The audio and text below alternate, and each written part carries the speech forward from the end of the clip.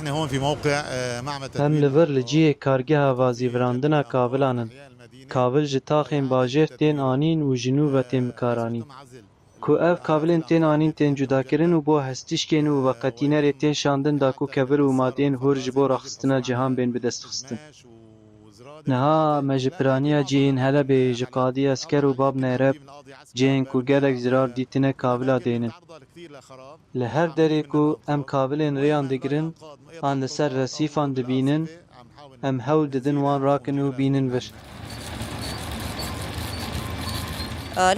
Projeya me vesîvirandina kavil û paşmayên şerek û ji ber bombebaran û wêraniya li Helebê, bi taybetî li taxên Rojhilat çêbûne û her wiha xebitandina hêza kar e. Armanca me ew bû ku em ji kavilên wêranî û şerê ku me dîtiye Sûdê we bigirin û hêza kar bixebitînin. Em van kavilan li vir kom dikin û wan cuda dikin û vediqetînin. Paşê di hestîşkênê de em berhema jê çêdikin ji bo hilberandina kaşî, blok û berdênan.